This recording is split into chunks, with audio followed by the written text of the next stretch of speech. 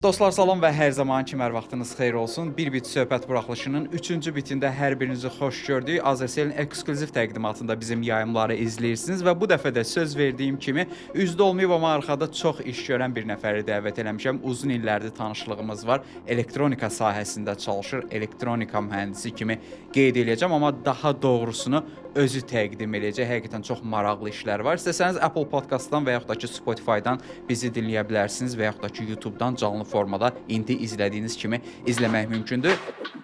Elgün Həsənov, Elgün xoş gəlmisən, xoş gördük bir bitdə.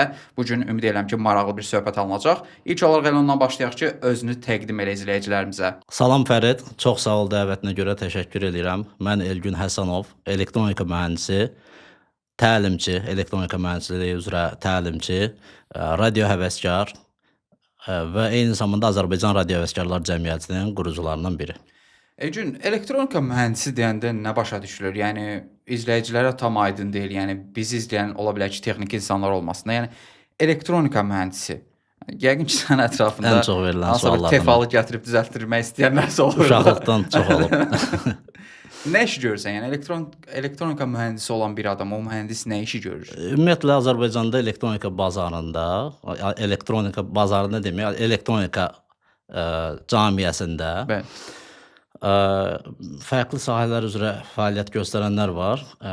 Amma əsas iki hissəyə bölmək olar. Təmir üzrə, elektron cihazların təmiri üzrə və elektron cihazların layihələndirilməsi və istehsalı üzrə. Mən daha çox layihələndirmə və istehsal istiqamətində fəaliyyət göstərirəm. Yəni sıfırdan öz cihazlarımızı dizayn edirik, onların sxemini, proqram təminatını, cihazların plata dizaynı, çap lövhəsi deyirlər Azərbaycanda, onun dizaynını, yaşıl dediyimiz anakartda. Bəli. Onların istehsalını, kütləvi istehsalının təşkili və s. Bu işlərlə məşğul olaram mən daha çox. Okey Elgün, məncə aydındır, yəni nə işi gördüyün, harda çalışdığın. Mən əsas müzakirələrimizə başlamaq istəyirəm, çünki texnologiya sahəsində böyük miflər var, xüsusən də elektromaqnit dalğaları ilə bağlı və sən də həvəskar radio dalğa mütəxəssisi olaraq onu necə adlandırırsan bilmirəm. Tam olaraq bayaq qeyd elədin. Həvəskar necə? Radio həvəskar. Radio həvəskar olaraq ümid edirəm ki, bu növbəti dəqiqələrdə mənə maraqlı olan suallara, izləyicilərimizə də maraqlı olan suallara cavab tapa biləcəyik. Ümumiyyətlə insanlarda radio dalğalara qarşı böyük bir xof var, qorxu var. Bəlkə də görə bilmədikləri bir şey olduğundan dolayı belədir.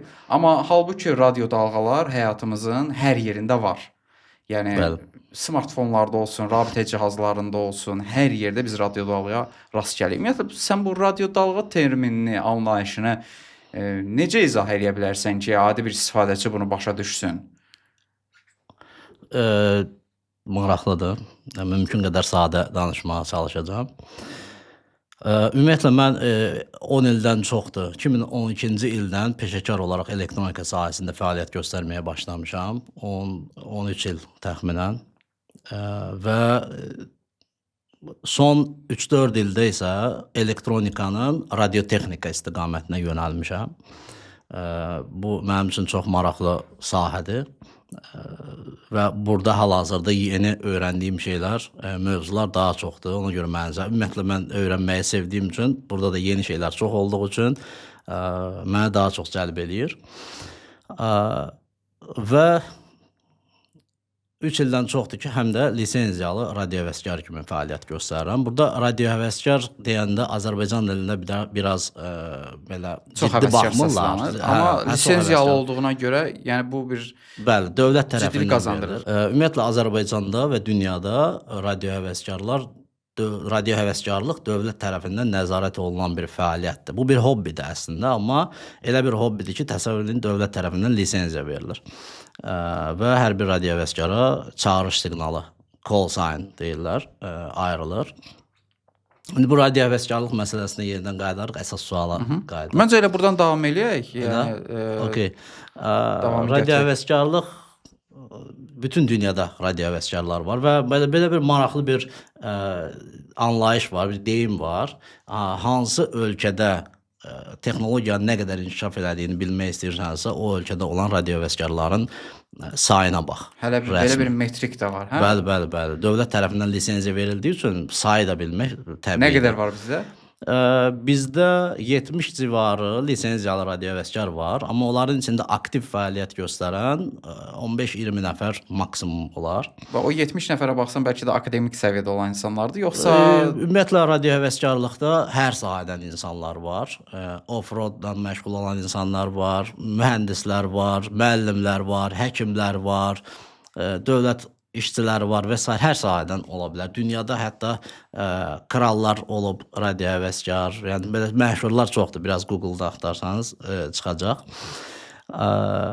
Yəni belə deyək, radiohəvəskar olmaq üçün məcbur deyilsiniz, mühəndis olasınız, amma hobbi olaraq bu mühəndislik sahəsində olan bir hobbidir. amma mühəndislik bilikləri lazımdır da. Yəni bəsit bir insan, məsələn mən radio həvəskar ola bilərəmmi? Ya izləyicilərimizdən biri radio həvəskar ola Elə bilərmi? ölkələr var ki, orada 13 yaşından etibarən radiohəvəskar lisenziyası almaq olur. Bayaq ki, o məsələnin bir də fikrimi tamamlayım. O lisenziyalı radiohəvəskar sayına baxaq, texnoloji inkişafı bilmək istəyiriksə. Məndə elgunhasan.com reklam olsa da deyirəm. Öz bloqumda orada bununla bağlı kiçik bir məqalə paylaşmışam. Orada statistika var. 2010 IARO-nun International Amateur Radio Unit onun o qurumun deməli paylaşımı var. 2017-ci il statistikası. Bəli. O statistikaya əsasən birinci yerdə Yaponiya durur. 1 milyon nə qədər radio həvəskar var. 1 milyon radio İndi 2 həvəskar var. milyonu keçmiş olar böyük. Lisenziyalı. Bəli. Amerikada da onun yarısı qədər olar. O 100 belə statistika ilk 100 ölkəni göstərir. Çox təəssüf ki, o ilk 100-də yoxuq biz. Və elə bu səbəbdən də biz radio həvəskarlığı inkişaf elətdirmək üçün əlimizdən gələni eləyirik və bir neçə il bundan qabaq Azərbaycan Radio Həvəskarlar Cəmiyyətini qurmuşuq. Digər radio həvəskar dostlarımızla bir yerdə və bu sahəni daha çox təbliğ eləməyə çalışırıq. Bu barədə videolar hazırlayırıq, paylaşımlar eləyirik, tədbirlər təşkil edirik və s. Yəni bu həqiqətən də mən statistika dedim. Birinci yerdə Yaponiya, ikinci yerdə Amerika, neçənci yerdə 6-7-ci yerdə Rusiya və s. belə davam edir. Yəni həqiqətən də baxsaq bugün həqiqətən də o texnologiya sahəsində inkişaf etmiş ölkələr ilə radiohəvəskarların sayı uyğun gəlir. Burada elə yeri gəlmişkən Çini qeyd eləmək olar. Son illərdə Çinli radiohəvəskarların sayı efirdə Çinli radiohəvəskarlar dəhşət çox görünməyə başlayıb.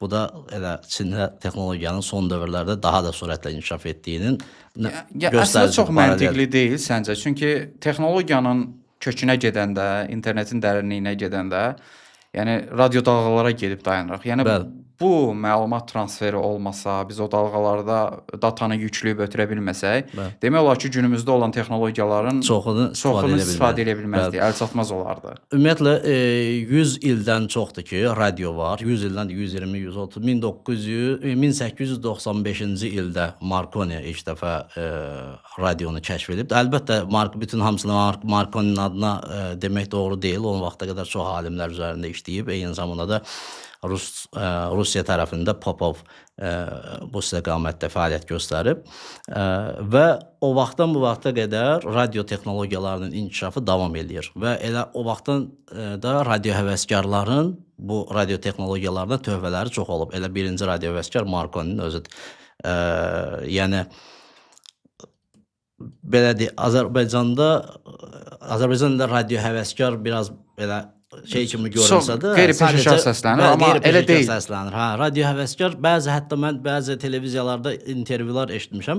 Bizim dostlarımızın radio həvəskarlıqla bağlı intervyularını və orada aparıcılar bizim radio həvəskar dostumuz dəfələrlə məsələni izah eləməyə çalışsa da oradakı aparıcılar son olaraq mən belə başa düşdüm ki, yəni onların danışığından belə başa düşdüm ki, onlar elə bilir ki, radio həvəskarlıq radio dinləməyi sevən adam deməkdir. Bu qədər bəsitləşdirdilər məsələni. Təsəvvür edir, bunun üçün cəmiyyət qurulub. Radio həvəskarlar cəmiyyəti, yəni televiziya həvəskarları cəmiyyəti. Bəli, radio həvəskarlığın əsas fəlsəfəsi yaradıcılıqdır. Yəni sən özün sıfırdan öz radio qəbul edicini düzəldirsən, öz antenlərini düzəldirsən. Hətta deyərdim ki, radio həvəskarlar hər biri bu sahədə bir tədqiqatçıdır. Mənim evimdə şəraiti görsəniz, iki bina arasında böyük antenlər qurmuşam. evdə böyük bir radio stansiya qurmuşam özümə fərqli Hətta tezlik belə bir kartı diapazonlarla. var, izləyicilərə də göstəreyim. Bu radio həvəskarların vizit kartı sayılır. Radio demək olar ki. həvəskarların vizit kartı. Əslində tam olaraq desək QSL kart deyirik biz buna. QSL kartı. Üzərində 4K6IH bu nədir? Onu radio həvəskarların dili ilə desək, İngiliscə məsələn desək 4 kilo 6 Eco Hotel, yəni 4 kilo 6 Eco Hotel. Burada NATO-dan fonetik əlifbadan istifadə olunur. Bütün dünyada bu belədir. Sadəcə biz belə fərqli dünyanın fərqli ölkələrindən fərqli dildə insanlarla ünsiyyətdə olduğumuz üçün o məsələn 4K6 4 kilo 4K6 EH desək, onu efirdə qarşı tərəf dinləyərkən başa düşmür. Ona görə fonetik əlifbadan istifadə edirik. Kilo deyirik, eko deyirik, hotel deyirik, alfa Daha tez deyirik. anlaşılsın. Yəqin kinolarda o hərbçilər tərəfindən o ifadələrin istifadə olunduğunu eşidibsiz radio ilə danışarkən. Həmin sistemdən istifadə edirik biz də. O üzərində gördüyün o rəqəm 4 kilo 6 Eco Hotel, bu çağırış siqnalı deyirlər Azərbaycanda buna. İngiliscə call sign, rus dilində də pozivnoy deyirlər buna. Hər bir radio həvəskarın öz unikal çağırış siqnalı olur. Bəli. Və bütün dünyadan radio həvəskarlar bir-birini o çağırış siqnalı ilə tanıyırlar. Və məsələn 4 kilo və ya eşidə bilərsiniz 4 Juliet. Bu prefiksdir, Azərbaycanın prefiksidir. Yəni 4K ilə başlayan üstəgəl çağırış siqnalı. 994 kimi ölkə kodu olduğu Bəli, kimi bəli, bizim belə radio kodumuz Bəli, var. bu həmçinin hava deməli təyyarələrin də quyruğunda fikir versən 4K yazılır. Bu Azərbaycanın prefiksidir. Başqa ölkələrin də məsələn Tango Alfa, Tango Bravo, bunlar Türkiyənin prefiksidir. Başqa ölkələrdə məsələn Sierra Papa, SP ilə başlayır məsələn Polşada bu və kodu sənə dövlət Sufiks verir. isə bəli dövlət tərəfindən verilir. Sufiksdir. Sonrası isə sufiksdir. Məsələn 6 Bakı Abşeron yarımadasını göstərir, 5 Naxçıvanı göstərir, 3 Hətta bölgələrə bəli, görə bölgələrə bölünür. Bölgələrə görə bölünür o. Eko Hotel isə Elgün Həsənov o hərflər boşda olduğu üçün mən götürə bildim. Yəni o da böyük ehtimal boşda olacaq çünki Azərbaycanda o qədər radio həvəskar amma məsələn yoxdur. başqa ölkələrdə o ehtimal çoxaldı.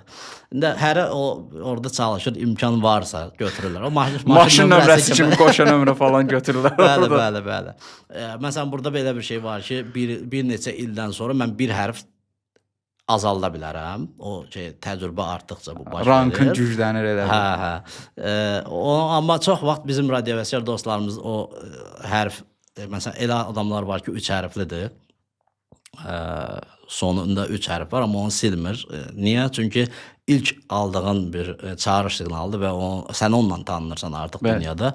Ona görə. Bu QSL karta qayıtsaq, QSL kart radio həvəskarlar bir-biri ilə rabitə keçirdikdən sonra ki, bu rabitələrin də məqsədi əsas, yəni fəlsəfəsi budur ki, siz öz radio stansiyalarınızı, öz antenlərinizi, atmosfer şərtlərini və s. test etmək üçün edirsiniz o rabitələri bir-birinizdən, bütün dünyada. Və siz rabitəni tamamladıqdan sonra bir-birinizə raport verirsiniz, siqnalınızı qiymətləndirirsiniz. Onları QSL kartın üzərində qeyd edirsiniz. Məsələn, mən sizlə rabitə keçirdim. Yazıram, sizin çağırış siqnalınızı yazıram, raportu yazıram və poçtadan göndərirəm sizin ünvana.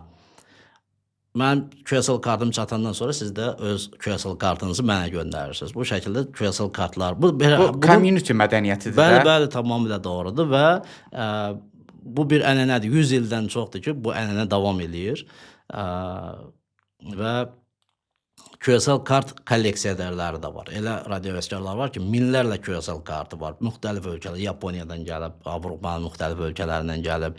Hətta girib eBay-də yazsanız QSL kart, orada 50 illik, 60 illik, 30 illik QSL kartlar var ki, sahibi dünyasını dəyişib, amma o QSL kartlar satışdadır. Yəni 5 dollar, 10 dollar, 100 dollara kimi fərqli qiymətlər. Bu arada rəhmətə gedən şeylərə isə, radio həvəskarlara isə Silent Key deyirlər, yəni susmuş açar.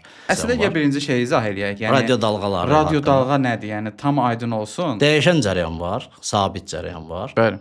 Dəyişən cərəyan, sabit cərəyanı qısaca tərif demək istəyirəm. Sabit cərəyan budur ki, cərəyan, yəni elektrik cəryanının digər bir vahidi də voltdur, gərginlik. Zaman keçdikcə sabit cərəyanda, zaman keçdikcə qiymət və istiqamət dəyişmir. Yəni 5 voltluq bir cərəyan birinci saniyə, ikinci saniyə, üçüncü saniyə dəyişmir. 5 volt olaraq qalır. Məsələn, kompüterin USB portundakı gərginlik. Bir də var dəyişən cərəyan.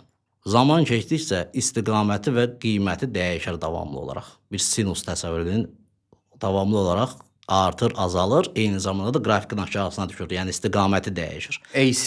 AC, bəli. Evdə Dəyişən istifadə cərəyan. elədiyimiz Bəli, cərəyan. Bəli. Orada dəyişən cərəyanda bizim istifadə etdiyimiz, elektrik şəbəkəsində istifadə etdiyimiz cərəyanın iki parametri var əsas. Bir onun gərginliyi, bunu hamı bilir, 220 volt. Digəri isə onun yanında çox vaxt gördüyünüz 50 Hz. Bunu digər ekran texnologiyalarında da eşitmiş olarsınız. 60 Hz, 50 Hz və s. 50 Hz. Buna deyirlər tezlik. Zaman keçdikcə o rəqslər, siqnal dəyişir, o dəyişən cərəyan dediyimiz o dəyişmə. Tezliklə ifadə olunur. O rəqs, yəni nə qədər bir saniyədə nə qədər çox istiqaməti və qiyməti dəyişirsə siqnalın, o zaman tezlik artmış olur. Bəli. Tezlik artmış olur. Aşağı tezlik və indi bu əsas maraqlı hissəsi budur. Dəyişən cərəyan və tezlik. Fərqli tezlikdə elektrik cərəyanları var. Şəbəkəmizdə 50 Hz-dir. Bu standart. Bəzi ölkələrdə də 60 Hz-dir. Bu da o ölkələrin standartıdır. Amma budur, 50 və 60 Hz. Amma daha yuxarı tezliklər varmı? Bəli, var. Məsələn, biraz daha yuxarı tezlik. Məsələn, dəyişən cərəyan mühərrikini, dəyişən cərəyan mənbəyinə qoşsanız, o başlayır o tezliyə uyğun, 50 Hz tezliyinə uyğun şəkildə motor müəyyən sürətlə fırlanır. Siz əgər tezliyi bir şəkildə nə iləsə artıra bilsəniz, əvvəllər bu biraz çətin idi, amma indiki dövrdə inverter deyilən cihazlar var, VFD, Variable Frequency Driver. Dəyişən tezlik sürücüsü. Onunla sürəti, tezliyi artıra bilirsiniz. Tezliyi artdıqca motorun sürətini artırırsınız. Motorun sürəti artır. Yəni bu tezliyi dəyişmək mümkündür. 50 Hz yox, 50 Hz alıb onu 100 Hz-ə də qaldırmaq olur. Bəli. Yəni elektron cihazlar var ki, onlarla fərqli tezlikdə siqnallar əldə edə bilirsiniz. Cərəyanlar əldə edə bilirsiniz. İndi gəlirik yavaş-yavaş. Tezlik artır, hara qədər bu artır? Yəni 100 Hz. 1000 Hz oldu 1 kHz. 1500 Hz 1,5 kHz. Deməli 1000 kHz oldu 1 MHz. 1000 MHz oldu 1 GHz.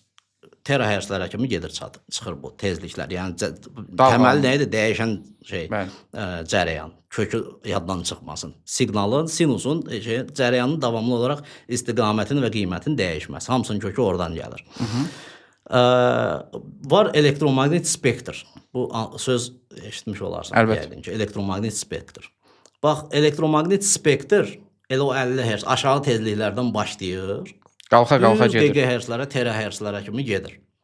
O spektra baxsaq, o spektrdə müəyyən bir mərhələdə o siqnal ki döyünür, o dəyişir davamlı olaraq, müəyyən bir həddə çatandan sonra o artıq radiasiya, yəni yayıla bilir. Havada yayıla bilir o artıq. Məsələn, bir parça naqil götürürsünüz, anten özü bir naqildir. Bəli. Və yüksək tezliklə bir siqnal generatorunu, siqnal generasiya edən bir cihazı, o siqnal dediyimiz artıq o dəyişən cərəyanı siqnal deyirik. O siqnalı əgər o naqilə qoşsanız, o başlayır ətrafa yayılmağa. Bir neçə metr o tərəfdə bir qəbul edici ilə onu dinləyə bilərsiniz. Deməli, antenlərin də özünün standart ölçüləri olur. Hər tezliyə görə öz antenləri olur. Artıq başladı, deməli, müəyyən insan qulağı eşidə bilir 20 kHz-ə qədər, bu səs diapazonudur, aşağı tezliklərdir. İnsan qulağı 20 kHz-ə qədər eşidə bilir. Məsələn, heyvanları müqayisə eləsə, itin qulağı 40 kHz-ə qədər eşidə bilir. Bu eşitmə diapazonudur, səs diapazonudur. Buradan yuxarı qalxdıqca artıq radio diapazona gəlir çatır. O NASA-nın maraqlı, əslində radio spektrum yazsanız fərqli şəkillər çıxır. Orada artıq o səs tezliklərindən yuxarı qalxdıqca radio diapazona gəlir.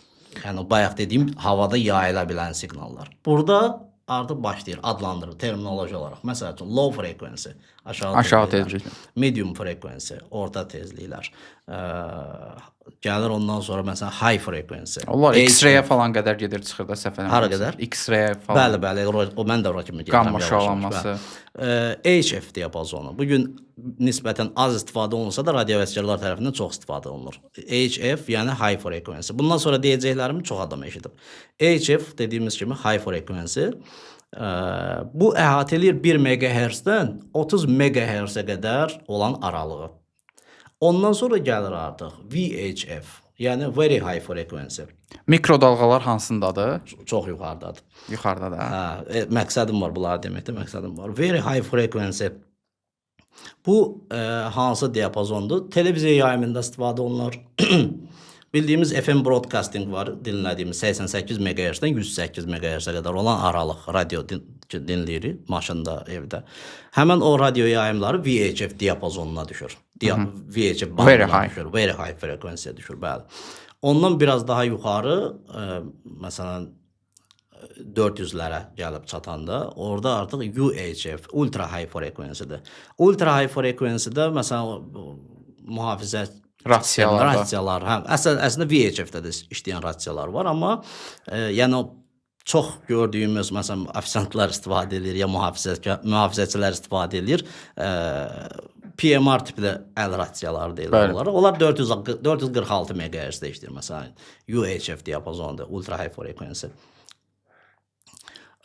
Mobil telefonlar 800 MHz-dən istifadə edir, 900 MHz-dən istifadə edir, 1800 MHz-dən. Bəli, bu da ultra high frequency-dədir.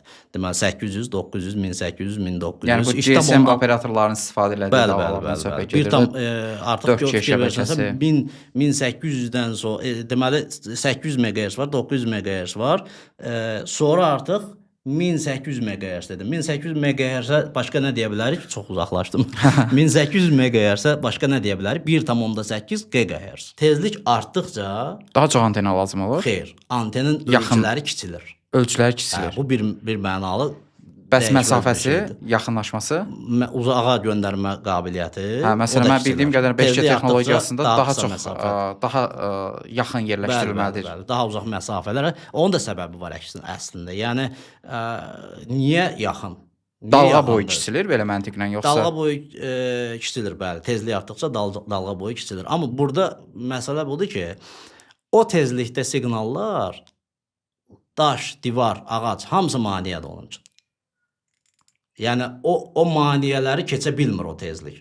O maneəni keçə bilmədiyi üçün binanın bu tərəfinə birini qoymalısan, birini də o tərəfinə qoymalısan məcbur. Təpənin o tərəfinə keçə bilmir o tezliklər. Ona görə təpələrin üstündə daha yüksək yerlərdə quraşdırılır. Orada güc məsələsi var. Məsələn, kənd yerlərində, belə açıq ərazilər, həyət evləri olan yerlərdə böyük əraziyə xidmət göstərən bir verici, bir baza stansiya qoyulur. Daha geniş əhatə dairəsi olur onun. Niyə daha geniş olur? Çünki vericinin gücü çox olur orada. Belə deyək də, orada vericilər, ümumiyyətlə mobil rabitədə vericilər maksimal gücü 80 vata qədərdir. 80 vata qədərdir. Amma deyim ki, mən evdə istifadə edirəm, öz otağımda, indi zərərinə baxası olsaq, indi o barədə də danışarıq yenə. Mənim evimdə öz vericim var, 100 wattdır çıxış gücü. Yəni kim ki narahat olur. Ev üçün güclüdür. Məncə ev üçün kifayət qədər güclüdür. Baza stansiya, təsəvvür elə, mobil baza stansiya ən güclüsü 80 watt. Sən evində baza stansiya qurmusan da. Bəli, mən evdə qurduğum, amma mənim evdəki o 100 wattlıq vericimin tezlik diapazonu aşağıdır. High frequency-dədir. Sən çünki radio dalğa üçün istifadə edirsən də. Amma eyni zamanda biz, məsələn UHF məndə neçə watt? 30 watt civarındadır. Bu da az deyil əslində, 30 watt. UHF istifadə edirəm mən. Məndə evdə fərqli radio stansiyalar var. UHF, VHF, HF diapazonlarını əhatə edən cihazlarım var, vericilərim var. Onların da çıxış gücü maksimum 100 watt. Dövlət ona görə lisenziya verir də. Evində baza stansiya qurmusan sonra mənim başda. Əlbəttə, hər bir radiohəvəskar öz avadanlıqlarına görə cavabdehdir. Qurduğu antenlərə görə, evdə işlətdiyi avadanlıqlara görə. Mən elə bir cihaz evdə istifadə edə bilərəm ki, Mən efirdə danışanda sənin televizorundan mənim səsim gələ bilər.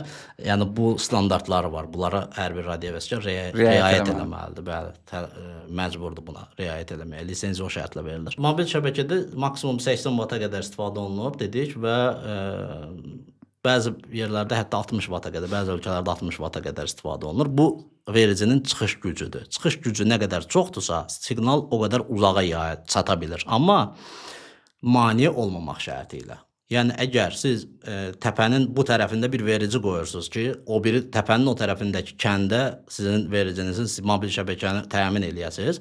O istəyirsiniz çıxış gücünü eləyin 1 kilovat. Xeyri yoxdur. O təpə o siqnalın qabağını kəsəcək. Bəli. 5G texnologiyasında da o tezliklərdə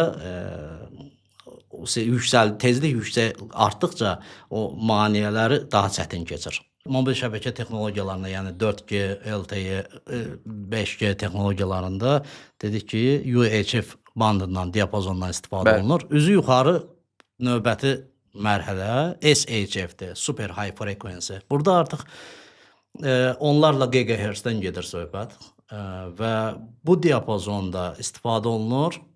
Bu diapazon, bu tezlik diapazonu istifadə olunur daha çox peyk rabitəsində. Yəni telekommunikasiya peykləri yerlə peyklər, kommunikasiya peykləri arasında qurulan rabitədə istifadə olunur ki, yəqin ki, növbəti mərhələdə bu peyk məsələlərinə də toxunarıq. Mikrodalğalar bunun arasındadır. Mikrodalğalar elə burasındadır. Elə bunlar mikrodalğalar. Çünki istehlakçıya daha çox bu dalğalardan mikrodalğalar GHz-lər artıq mikrodalğalar deyək də. Bildiyimiz evimizdə olan mikrodalğalı sobalar bu tezlikdə çalışır. O da düşür 2,4 2,45 GHz-də mikrodalğalı sobalar 2,5 Hə, mikrodalğalı sobalar 2,45 GHz tezliyindədir. Və onlarla baza stansiyaları gəl müqayisə edək. Baza stansiyalar dedik ən yüksək güc istifadə olunur 80 watt. Şəhər içində istifadə olunan o bayaq sən dedin yaxın məsafələrdə olan vericilər, onlar 3-5 watt civarında olur. Çox azdır, yəni onların çıxış gücü. Mənim adi əl rasiyamın, ucuz əl rasiyasının belə çıxış gücü 5 watt cibində gəzdirdiyin. Bunlarla müqayisədə mikrodalğalı sobalarda, sənaye tipli mikrodalğalı sobalarda 1,2 kilovata qədərdir, yəni 1200 vata qədərdir. Evdə istifadə olunan mikrodalğalı sobalar isə təxminən 600 watt civarındadır. Yəni bir mobil baza stansiyanın, ən güclü mobil baza stansiyasının vericisindən 10 dəfə daha güclüdür evdə istifadə etdiyimiz mikrodalğalı soba.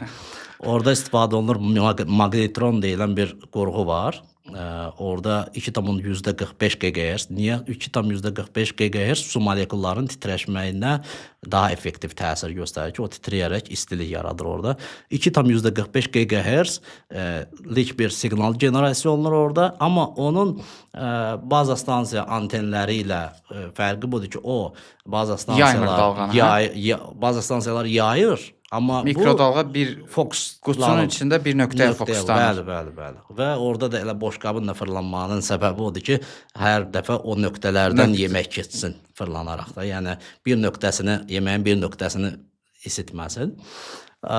Fokuslanıb orada yüksək güc. Məsələn, fikir verirsinizsə, qapağı açıq vəziyyətdə işə düşmür o.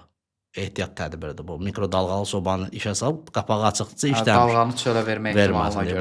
Bəli, məsələn, kimsə götürüb əlini içinə salsa, mikrodalğalı soba əlini bişirər məsələn. Dedik ki, SHF kosmik rabitədə istifadə olunur. Mikrodalğalı da dedik, çıxış gücü, vericinin çıxış gücü çoxdur. Eyni zamanda o metal qəfəsin içindədir. Buna deyirlər Faraday qəfəsi. Faraday qəfəsindən çölə elektromaqnit dalğası yayıla bilir. Yəni evdə olan mikrodalğalı sobaların bizim bədənimizə radiasiya ötürməsi demək olar ki, mümkünsüzdür. Qapalı olduğu üçün mümkün deyil. Həm qapağı açıq vəziyyətdə işləmir, həm qapağını bağlayandan sonra da deyə bilərsən ki, ön, arxa, hər tərəfi metaldır, Faraday qəfəsidir.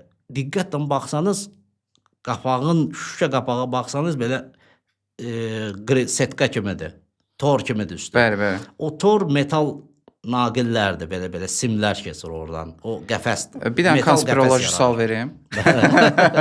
Çox yəqin ki, bu dəqiqə bütün izləyicilərin ağlından keçən sual budur ki, o qida, o radiasiyanı belə deyək, udurmu? Udmur. udmur. Məntiqlə udmamalıdır. Hərçənd mən atamla bu barədə şeydəyəm, mübahisədir. Atam deyir ki, yox, əgər ziyanı olmasaydı Sovetin vaxtında onu istifadə edərdilər. Sovetin vaxtında icazə yox idi onu istifadə eləməyə. Sübut olunmuş bir Elmi faktı yoxdur bunun, o Bəli. qidanın. Ümumiyyətlə biz nəsə zərərli olub olmadığını necə müəyyənləşdiririk? Elmi faktlarla ya gözün görəcək ki, başına bir iş gəldi. Bunu yedim, nəticəsində. nəsə oldu mənə, Bəli, zəhərləndim. nəsə oldu. Ya da ki, elmi faktlara əsaslanacaqsan. İndiki dövrdə gözlə görmək, yəni o radio dalğalarının təsirini gözlə görməyəcəyik, amma demək olar ki, görməyəcəyik. Söhbət aşağı tezliklərdən, yəni bu danışdığımız tezliklərdən gedir, amma ancaq elmi faktlara mən bunun tərəfdarıyım. Elmi faktlar. Tezliyi biraz da qaldıraq. Biraz da qaldıraq tezliyi, bəli. SHF dedik ki, kosmik rabitədə istifadə olunur. Burada mən bir şey də vurğulamaq istəyirəm. Niyə tezliyi yuxarı qaldıra gedirik? Yəni HF-də durmuşduq da Gülkümə. Bəli. İnandırım sizə ki, bax bu radio həvəslidir ki, bu radio həvəskarlar bunların üzərində, radio həvəskarlar dediyimiz həm də bu işi sevərək görən mənasını verir. İngiliscəsində amatör radio gedir. Bəli. Burada amatör sözü daha çox bu işi sevən, sevgi ilə görən, sevərək Bəli, görən mənasını verir daha çox. Biz və dünya radiohəvəskarları da bu texnologiyaların üzərində işləyir və deyərdim ki, bu texnologiyalar üzü yuxarı Amma gedirik də, yəni üzü yuxarı. Bunun bir səbəbi olmalıdır. Niyə 4G-dən 5-ə keçdik? Səbəbi odur Sürətli ki, data transferi. sürətli data transferi. Amma necə sürətli data? Niyə? Yəni tezlik qalxanda nə olur ki, sürət artmış olur. Yəni siqnal bəli, dəyişən cərəyan siqnalı, başda dediyimiz dəyişən cərəyan siqnalı daha tez istiqamətini və qiymətini dəyişir. Doğrudur, amma bu biraz daha belə texniki müzakirə mövzusudur. Çox dərinə getməsək də mən deyim ki, tezlik yuxarı qalxdıqca informasiya göndərmək üçün bizim bandwidth dediyimiz zolaq Genişliyi, zolağın genişliyini artırmaq imkanımız var. HF bandında 30 MHz başından sonuna HF bandı high frequency. O 1 MHz-dən 30 MHz-ədir diapazonun özü. Yəni və burada biz informasiya ötürərkən biz 3 kHz-lik zolaq genişliyindən istifadə edirik radio həvəskar olaraq. 3 kHz insan səsini ötürə bildiyimiz bir zolaq genişliyidir. Telekommunikasiyada ən çox istifadə olunan zolaqdır bu. 3 kHz səsli rabitə üçün. Amma SHF-lərə gəlib çatanda orada zolaq genişliyinin özü elə 30-100 MHz-lərə gəlib çatır. Təsəvvür elə. Bax, bir dənə diqqət elə. Mən deyirəm ki, HF bandında ümumi ayrılmış diapazon, yəni o band özü 1 MHz-dən 30 MHz-ə qədərdir. Amma SHF-də bir kanalın zolaq genişliyi 30 MHz-dən böyükdür. Daha yəni artdı da. oradakı bir kanal HF-də bütöv diapazonu əhatə edir. Yəni məntiqlə biz 5G-yə keçid edəndə daha sürətli internetdən download ediriksə, bunun səbəbidir. Yəni texniki izahı budur. Avtomobil yoluna baxsaq əgər, avtomobil yoluna izah edəsək, biri var ki, 1 zolaqlı yol, Bir də var 5 zolaqlı yol, 10 zolaqlı. Keçiriciliyi artıbdır. Bəli, o zolaqları da artıra bilməyin yeganə yolu daha yüksək tezliklərdə işləməkdir. Səncə bu tezliyi hara qədər qaldıra biləcəyik? Yəni Ümumdünya Səhiyyə Təşkilatı bizə çox yaxşıdır. Bunun cavabı hazırdır. Rentgenə çatanda dayanacaq. X-ray şüalarına çatanda dayanacaq. X-raydə dayanacaq, hə? Bu spektr davam edir hələ. Bax, SHF dedik ki, kosmik rabitədə istifadə olunur. SHF-dən sonra dərhal gəlir bizə vacib lazım olan visible band. görünə bilən, bəli, görünə bilən dalğalar, elektromaqnet dalğaları, işıq. Bəli. Təsəvvür edin ki, geniş bir radio elektromaqnet spektri var, zolağı var. İnsanın gözünün, insan eşidir aşağılarda, lap aşağı tezliklərdə, lap oradan başlamışdıq spektrə. Amma ortalarda görürük. 20 kHz-ə qədər. Ortalarda isə görə bilirik artıq. O elektromaqnet dalğanı görməyə başlayırıq. Eşitdiyimiz mexaniki dalğalardır əslində, amma yəni müqayisə üçün demək olar ki, eyni şeyə gəlib çatır nəticə olaraq. Göz isə dedik ki, gəlir artıq SHF-dən yuxarı visible band deyilən bir terahertzlərə gəlib çatır, səhv eləmirəmsə orada. İşıq şüalarını görürük. Hardan başlayır? Fizikadan çox adamın bildiyi kimi deməli infrared, yəni qırmızıdan aşağı. Bəli. İnfrared görmürük. İnfraredi gözümüz görmür. Kameralarda, gecə görmə kameralarda kameralarında istifadə görsənir. olunur. Bəli. Ümumiyyətlə elə görsənir deyə gecə görmə kameralarında infrareddən istifadə edirlər.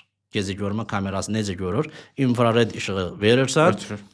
əks olunur kamera o işığı onun əsasında görür ətrafı. Amma həmin vaxt biz görə bilmirik. Bəzi kameralarda zəif qırmızı işıq yandığını görürük, amma biz onu zəif görürük. Əslində güclü elə bir projektor yanıb orada, elə təsəvvür elə. Amma infraqırmızı olduğu üçün bizim gözümüz o bandı görə bilmir. Elə bil ki, necə qulağımız 20 kHz-dən yuxarını məsələn eşitmir artıq. Gözümüz də O tezlikdə limitlənibdir. aşağını, infraqırmızıdan aşağını, qırmızıdan aşağı infraqırmızıdır. İnfraqırmızını görmürük, sonra gəlir qırmızı, qırmızıdan sonra rənglərin ardıcıllığı əzbər yadımda deyil, göy qırşağı rəngləri var idi, əzbərlətdirirlər. Hətta bir cümlə var idi o vaxt, bir cümlə ilə yadda saxlama var idi. Baş hərflərindən yadda saxlayırdılar. Qarı nənə, nə bilim, nəsə belə bir şey var idi. Belə bir cümlə var idi, fizika müəllimimiz o vaxt öyrətmişdi. O spektrdə baxırıq, gəlir, rənglər dəyişir, bənövşəyiyə çatır. Bənövşəydən yuxarı ultra bənövşəyidir artıq. Onu da görmürük. Bənövşəyini görürük, ultra bənövşəyini görmürük. Ultra bənövşəyi də öz içində bölünür. Üzü yuxarı, tezliyi arta gedir. Ultra bənövşəyi şüalardan etibarən artıq ziyanı başlayır insana. Elə ona görə də deyirlər ki, məsələn, ultra bənövşəyi gün altında ya da svarkaya baxma. ultra bənövşəyi şüalar ziyan. Gözü katarakt nədir o xəstəliyində həkimlər daha yaxşı bilər. Xəstəlik. Yəni gözü məhv edir o şüalar. Məsələn, günəşdən gələn dalğalar Günəşdən görülən spektra aiddir də. görünməyən də var onun içində. Hə, görünən də var, görünməyən də var. Görünməyən də var. İnfraqırmızı da var onun içində, ultra bənövşəyi də var onun içində. Biz görünənini görürük, qalanını Yəni onda görmürük. məntiqi olaraq biz gün ərzində elə günəşdən gələn şüalanmaya birinci məruz qalırıq. Günəşdən gələn, indi evimizdəkiləri saysaq, bax GPS peyklərindən gələn siqnallar var. Məkan göndərir bir-birimizə. Nəyin hesabına göndəririk? Orbitdə hərəkət edən GPS peyklərinin hesabına göndəririk. Onlardan gələn radio siqnalları vasitəsilə sizin yerdəki ən az 3 dənə peykdən gələn radio siqnalını telefonunuz qəbul edir və yerdəki koordinat nöqtənizi müəyyənləşdirir. O siqnallar Wi-Fi, Bluetooth, əl rasiyaları, FM broadcasting 88 Məndə Starlink var, nə bilim Tesla var. Mən bu arada Starlink videona baxdım. Yaşamayım onda mən. Bəli. Yəni siz qaçmağa çalışsanız da qaça bilməyəcəksiniz. Onların təsirinə məruz qalacaqsınız. Amma onların hamısı standartları var. Birazdan yəqin buna gələcəyik. Və bundan yuxarıya doğru Bundan yuxarı biz harda dedik? Görünə biləndə qaldıq. Günəşdən gələn şüaları deyirdin. Günəşdən gələn şüalar infraqırmızıdan ultra bənövşəyiyə və daha bizim gördüyümüzdür. Ondan daha çox olanı var. Bəs yaxşı, onlar niyə bizi məhv eləmir? Kosmik şüalar da var, ora gəlirik birazdan. Çünki yerin ionosfer təbəqəsi onların qarşısını alır və digər qatlardan keçərkən bir çox elektromaqnit dalğalar gəlib yerə çatmır. Bəli. Gəlib yerə çatmır. Bu da bizim bəxtimizin gətirməyidir. Ona görə də sağıq və yer üzündə yaşayırıq hələ ki. Amma ionosfer bizim üçün çox vacibdir. İnsanlıq üçün çox vacibdir. Radio həvəskarlar üçün də ionosfer çox vacibdir. Birazdan yeri gələr, ona da toxunarıq. Yerin ionosfer qatı. Radio həvəskarlar üçün Qaldıraq deyirəm şüalar görə hara gedirik. Qaldırıq, hə. Ionosfer qatı radio həvəskarlar üçün, hamı üçün əslində, yəni radio rabitədən istifadə edən hər kəs üçün. Ionosfer qatı müftə, pulsuz peykdir sanki. Radio siqnallarını əks etdirə bilir. Ondan sonra danışarıq yenə, vaxtımız qalsa. Qalxırıq. Visible dedik, ultra bənövşəyi ilə bitir. Ultra bənövşəyi artıq ziyanını, öz təsirini insana göstərməyə başlayır. Elektrik qaynaq prosesi var, svarka dediyimiz. Bax, həmən orada fərqli elektromaqnit dalğaları yayılır. O cümlədən ultra bənövşəyi şüalar da yayılır orada, görmürük. Orada gözüm svarkaya düşdü deməyin elmi əsası gözünə ultra bənövşəyi şüa gəldi deyildi. Bəli, elədir ki, var. Elə o ultra bənövşəyi şüalardan mikrobları da bəzi bakteriyalar da məhv eləyirlər. O tipdə istifadə olunur. Ona da baxmaq olmaz. Məsələn, otağı təmizləyərkən o ultra bənövşəyi lampa yanan otağa girmirsiniz. Orada proses bitəndən sonra siz ora keçə bilərsiniz. Ultra bənövşəyi şüalardan sonra artıq üzü yuxarı X-ray gəlir. Bildiyimiz rentgen şüaları. Bu rentgen şüaları artıq ionlaşdıra biləndir, bayaq danışdığımız kimi.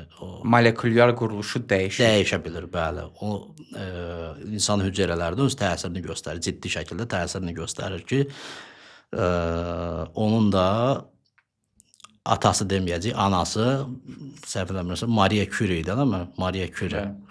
Ki onun elmi yazıları, qeydləri, dəftərləri, əşyaları bugün xüsusi mühafizə olunan belə deyək də otaqlarda, qutularda saxlanır. Hələ də orada radiasiya var. O kağızlarda, o dəftərdə, qeydlərdə və istifadə etdiyi əşyalarda o radiasiya hələ də var. Rentgen şüaları. Bəli. Ondan sonra bu səbəbdən də elə ona görə ki, rentgen otaqlarının mühafizəsi daha yaxşı olur. bəli. Həkimlər o şüalardan kənarda qalırlar və Mütləq orada fikir verirsinizsə örtükdən istifadə edirlər. eyni otaqda olmur. İndi əvvəllər məsələn yəqin ki, orta məktəbdə sən də yoxlamaya falan gedibsən, rentgen yoxlamasına. Orada bir örtük olur. Həkim o örtüyün arxasında olur. Yəni metal örtüyün arxasında olur. Amma indiki o müasir xəstəxanalarda heç o otaqda olmur. O otaqda olmur. Ümumiyyətlə kənar otaqda olur. Kənar otaqda olur və orada da fikir versənsə hamilə qadınlara giriş qadalandı və s. Orada qeydlər olur ki, daha təhlükəsiz olsun. Bu rentgen şüalarıdır. Rentgen şüalarından sonra, yəni X-ray dediyimiz, Kosmikə gedirik yəqin ki. ondan sonra qamma şüaları Qamma. gəlir və ondan sonra da kosmik şüalar gəlir. Hətta maraqlı bir dənə şey deyim. Kosmosda kosmonavtlar niyə skafandrda olur? Birinci ağla gələnlərdən biri budur ki, orada hava yoxdur, nəfəs ala bilmir, onun vasitəsilə nəfəs alır. Əslində kosmik şüalardan qorunurlar. Bəli, həm əsas kosmik şüalardan qoruyur. Skafandrdan çıxsa kosmonavt nəfəs havasızlıqdan əvvəl radiasiyadan məhv olacaq. Yəni o qədər güclü təsir edəcək ki, Radiasiyonsuz onu məhv edəcək. Bəli, radiasiya daha tez məhv edəcək. Maraqlı. Belə. Kosmik şüalar artıq spektrumuzun sonudur. Yəni bundan sonra o yana qalxa bilmirik artıq. Kosmik dalğalardır. Onlar da ki, çox qamma şükür gəlib şüalanması? çatmır. Qamma da elə o Bir əvvəlkidir də. kosmikdən bir əvvəlkidir. Və bunların hamısı da bu arada kosmosda var ha. Sadəcə Hamısı var. Hamısı var. Sadəcə ionosferi keçib yerə gələ bilmirlər artıq onlar. Yerin ionosfer qatını keçib gələ bilmir. Yəni təbii bir qoruyucu örtüdür. Təbii bir ionosfer. qalxanımız var. Onun hesabına qorunuruq. Məncə kifayət qədər izah elədin. Yəni bu radio dalğa anlayışını, spektrlara qədər toxunduq. İnsanları həmişə maraqlandıran bir sual. Əslində bu müzakirə ərzində bunu danışdıq. Hansı həddə qədər, yəni icazə veriləndir? Yəni qlobal normalar var ki, yəni bu həddən sonra məsələn insan sağlamlığına zərər göstərə bilər də. Biz o həddin harasındayıq, yəni texnoloji olaraq indiki dövrdə? Yəni 5G konspiroloji olaraq çox müzakirə olundu ki, insan sağlamlığına ciddi zərərdir. Sən indi deyirsən evində 100 wattlıq bir çıxışı olan verici saxlayırsan. Yəni sənin kimi bir elektronika mühəndisi, yəni ailənin yaşadığı bir yerdə yəqin ki, ağılsız olmalısan ki, bilə-bilə zərərin onu orada saxlayasan da. Tamamilə doğru. Deməli nəsə bilirsən ki, saxlayırsan. O nəsəri bizlə də bölüş ki, yəni izləyənlərdə də bir rahatlıq yaransın. Bu standartlar nə deyir bizə? Ümumiyyətlə insan səhhətinə ziyanlı olan hissəni danışdıq hardan idi? Ultrabənövşəydən etibarən özümüz görə bilirik ziyanını. Bəli. Yəni Faktiki ultrabənövşəy olaraq görürük, get günün altında dayan. getdin günün altında dayanın, dərin məhv elədi. Xərsəngə belə gətirib çıxara bilər o günün altında çox qalmaq, günəş şüalarına birbaşa məruz qalmaq. Niyə oradakı ultrabənövşəy şüaların zərərindən bu baş verir? Daha yuxarısı isə məsələn Çernobil kinosunu məsələn xatırlatmaq istəyərdim. Yəqin ki tarixi olaraq hamı bilsə, çox adam bilsə də, vizual olaraq da filmdən bir çox şeyi orada müşahidə elədik ki, mən bir dostumuzun atası elə oradakı o xilas etmə komandasında iştirakçılardan biri olub. Azərbaycanda Çernobildə iştirak eləmiş çox adam olub. Çox idi. Və həmçinin orada o xilas etmə işlərində də çox iştirak edənlər olub. Və o kinoya baxandan sonra, dostumuzun atası baxandan sonra dedi ki, düzdür orada mübahisəli söhbətlər də var idi. Yəqin ki, yadındadır kino çıxandan sonra çıxdı ortaya. Amma çox əsasən kinodakı demək olar hər şey həqiqət əks etdirirdi. O da elə canlı şahidi idi və dedi. Orada da yəni nüvə radiasiyasından söhbət gedir. Orada da artıq səhv eləmirəmsə qamma, X-ray və üzü yuxarı qamma şüaları olur və zərərinin də insanlara göz qabağında necə olduğu məlumdur. Bəli. Bunlar gözlə bayaq ki müzakirə elədik. Yəni bir var elmi əsaslara elmi faktlara əsaslanacaq. Bir də real var gözlə nəticəni gördüyün şeylər. Bəli, bunlar gözlə gördüyümüz şeylərdir. Elə o ultrabənövşədən etibarən.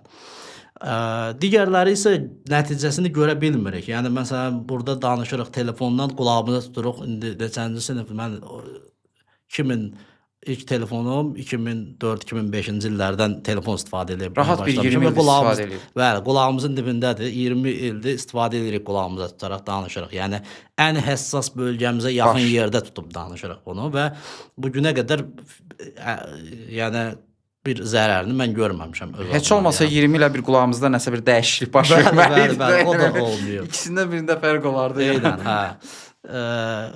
Odur ki, müşahidə edə bilmirik. Heç nəyi müşahidə edə bilmirik. Amma konspiroloji məsələlər, düzmü ifadə elədim? Bəli, konspirologiyada Konspirologiyada bu bir Geniş bəhanədir. Bu şeydir, yaxşı bir bəhanədir. İnsanların çoxu da buna inanır. Elə mənim YouTube kanalımda da bununla bağlı bir neçə video var və altında yazılan kommentləri bir dəfə oxumuşam, bəs eləyib. Yəni ikinci dəfə oxumaq istəmirəm orada yazılanları. Və aşağı düşsək, yəni bildik bəli, ultrabənövşəyi, elektromaqnit dalğaları insana gözdən görünür ki, ziyandır, amma aşağıları sübut eləyə bilmirik, daha doğrusu görə bilmirik. Amma bununla bağlı da elmi araşdırmalar elə radionun yarandığı gündən demək olar ki, başlayıb. Bu elmi tədqiqatlar, araşdırmalar aparılır. Bu gün də davam eləyir. Bu günə qədər də bunun insan səhhətinə olan təsirləri davamlı olaraq araşdırılır. Və ciddi bir təsir görülməyib bu günə qədər. Buna rəğmən standartlar tətbiq olunub və orada o belə deyək də bayaq qeyd elədim, onu insana olan təsirini ölçmək demək olar ki, mümkün deyil, amma ona görə də onunla bağlı müəyyən standartlar var. Ümumi çəkiyə yayılan çəki tərəfindən, məsələn mən 50 deyirəm, 80 kiloqramlıq bir insanın ümumi bütün həcm boyunca udduğu elektromaqnit dalğaların miqdarı bu güclə göstərilir. SAR deyilən bir dəyər var smartfonlarda. Elə deyəsən odur. O udma dəyəri kimi Bəli, hesablanır. bəli, bəli. Radiasiyanın udulma dəyəri bu formada deyirlər ona. Bəli. O orada hər kiloqrama düşən güc watt hesablanır. Hə, o da onun beynəlxalq standartları var, ayrıca Avropa standartları var, Amerika standartları var və o standartlarla bayaq dediyimi bir dəfə təkrarlayıram. Yəni yuxarı gücün belə ciddi təsiri müşahidə olunmasa da yenə də standartlar tətbiq olunub və standartlara görə bu güc həddi çox aşağıdır. Deməli, bayaq qeyd elədim, siz o sahədə fəaliyyət göstərən bir mütəxəssis kimi sizin məruz qaldığınız o elektromaqnit dalğaları, o sizin səhhətinizə zərərli deyil o. Amma o mütəxəssisdir də, hər sahədə işləyən var, olaraq ona məruz qalan insan. O şüalanmaya belə deyək, məruz qalan insan ona belə ziyanı yoxdur, faktiki olaraq elmi faktı yoxdur bunun ki, ona zərəri olsun. Amma ehtiyatən onun məruz qaldığından da 5 qat aşağı digər insanlar məruz qalır gün ərzində. Və xüsusilə də şəhər yerlərində bu vericilərin çıxış gücü, fikir ver, bu dediyim də ən yüksək güclü vericiyə aid. Ən yüksək həddinə aiddir. 60 vatlıq dediyim o ehtiyat limiti o 60 wattdır.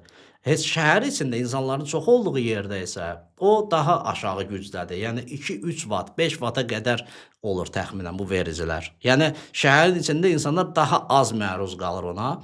Kənd yerləri, açıq ərazi kənddə yox, elə şəhərdə də ola bilər. Bu açıq ərazilərdə, geniş ərazilərdə isə o vericinin gücü çox olsa da uzaqda dayanır. Yəni daha uzaqdan əhatə eləyir. Bəli, onun təsiri az olur. Bu arada bir dənə də şey maraqlıdır qeyd edeyim burada. Mobil telefon baza stansiyaya qoşularkən, yəni zəng gələrkən böyük güc olur. 2 watta qədər güc yayılır oradan. O da çox azdır. Yəni 2 watt çox elə bir ciddi bir güc deyil.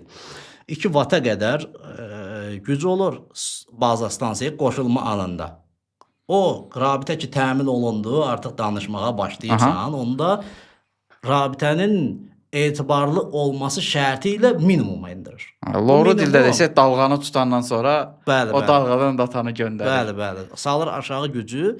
Bu daha da ziyanı var idisə belə ki, yoxdur. Var idisə belə minimuma endirir yenə və bu təbii ki, bu batareyanın da ömrünü uzaldır. Yəni qısacası belə deyə bilərik ki, elm və tibb bu mövzuda ehtiyatlı davranır. Çox ciddi və ehtiyatlı Ehtiyatlı davranır, öz Bəli. işini görür, yəni minimal hədlərdə saxlayır ki, əgər gələcəkdə bu elmi araşdırmalar nəticəsində onlar bir vədə gəlsələr ki, bir nəticəyə gəlsək, sübut eləsələr ki, həqiqətən zərərlidir, bunlar indidən ehtiyatlarını götürsünlər. Elədir. Amma faktiki olaraq mən düşünürəm ki, hələ də yəni o nəticəyə gəlib çatmayıblar. Düzdür, müəyyən laboratoriyalarda testlər aparılır, bəzilərini oxumuşdum. Bəli. Hətta siçanları yığırlar bir yerə, daimi onunla elektromaqnit dalğası göndərirlər üzərinə. Belə testlər çoxdur. Bəli. Amma faktiki olaraq hazırda sübut olunmayıb ki, yəni Burada həm də bir şey qeyd etmək istəyirəm ki, bu deyə bilərsiniz ki, dövlətlər onu istədiyi kimi eləyir, amma burada beynəlxalq müstəqil şeylər də var. İnsanlar da var. Bəli, Yəni müstəqil insanlar, ekspertlər var. müstəqil qurumlar, ekspertlər, bəli, də var bu istiqamətdə, yəni Yəni bir də fəaliyyət dediyin göstərən. sənin o müşahidə məsələsi var. Yəni biz illərdir artıq smartfonları istifadə edirik.